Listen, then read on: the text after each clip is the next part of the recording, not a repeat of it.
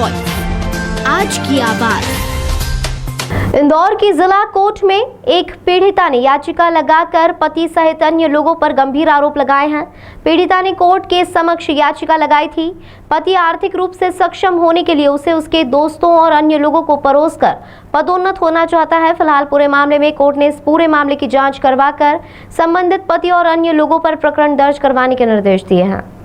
इंदौर की रहने वाली पीड़िता के अधिवक्तागण कृष्ण कुमार कुन्हारे ने बताया कि पीड़िता की शादी पुणे निवासी अमित छाबड़ा से होने के कुछ समय बाद से ही अमित गलत दोस्तों से संपर्क में आकर पति अमित द्वारा पीड़िता को अपने मालिक और दोस्तों के साथ विदेशी संस्कृति से संबंध बनाने के लिए मजबूर करता था ताकि पति का प्रमोशन हो जाए। साथ ही देवर राज भी पीड़िता के साथ पति जैसा व्यवहार कर आधी रात को पूरी नियत से उसे प्रताड़ित करता था, जिसमें सास हेमलता की भी मिलीभगत रहती थी और जिस पर पीड़िता द्वारा आपत्ति लेने पर सभी ससुराल जन पीड़िता के साथ मार पिटाई करते थे और अश्लील गालियां भी देते थे।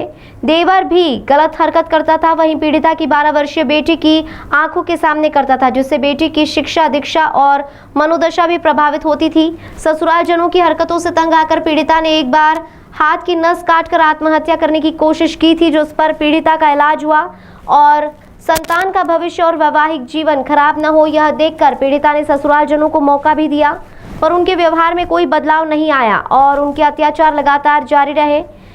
पीड़िता ने मामला दर्ज करवाया है। मामला दर्ज कराने के आदेश दिए गए हैं।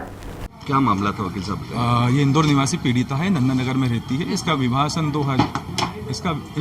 सन 2003 में पुणे निवासी अमित छाबड़ा, जो कि एक कपड़ा व्यापारी के यहाँ पे सर्विस करता होकर सेल्समैन है, इससे शादी हुई थी। शादी के बाद पीड़िता ने एक संतान को जन्म दिया था, जो 12 वर्ष की पुत्री होकर इसके साथ में, चूंकि शादी के कुछ समय बाद तो सब सामान्य है, लेकिन विगत 1-2 साल से इसके अंदर जो पति ये बोलता था कि तुमको मुझे चूंकि सेल्स मैनेजर के पद से प्रमोट करने को लेकर तुमको मेरे अपने मालिक के साथ में, जहाँ मैं कपड़े की दुकान में काम करता हूँ, उनके साथ में शेयर होना पड़ेगा, कॉम्प्रोमाइज करना पड़ेगा, साथ सोना पड़ेगा, और यही नहीं अपने मेरे दोस्तों यारों के साथ में तुमको सोना पड़ेगा और उनसे विदेशी स्टाइल में पाश्चात्य संस्कृति का अनुसरण करते हुए संबंध बनाना पड़ेंगे। इन सब चीजों को लेकर जब पीड़िता ने मना करा तो सास हेमलता छाबड़ा, देवर इसमें राज छाबड़ा, साथ में पति अमित छाबड़ा, सभी इसको मारापिटी करते थे।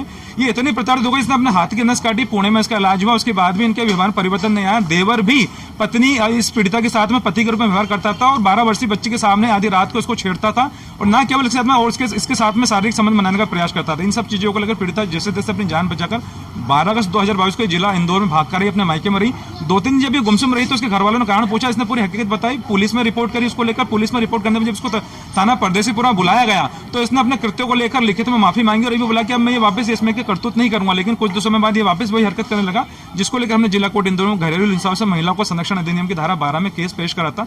मामले ने कोर्ट ने मामले की गंभीरता को देखते हुए महिला बाल विकास अधिकारी की जांच सौंपी। उस जांच में महिला बाल विकास अधिकारी ने पीड़िता के साथ में देवर पति के द्वारा लैंगिक हिंसा की गई है और दोस्त यारों के साथ में सोने का दबाव बनाया। ये पूरी गोपनीय जांच में पूरे पीड़िता के आरोपों को सही मानते हुए एक गोपनीय जांच कोर्ट में सौंपी। कोर्ट ने उसके बाद में इसके सास, देवर, पति सहित तीनों के खिलाफ घरेलू हिंसा से महिला को संरक्षण अधिनियम की धारा के अंतर्गत अपराध मामला दर्ज करने के पर्याप्त आधारित कमेंट के साथ में इन तीनों के खिलाफ मुकदमा दर्ज करा है जिला कोर्ट इंदौर ने। आपका नाम बताइए। कृष्ण कुमार कुन्हारे।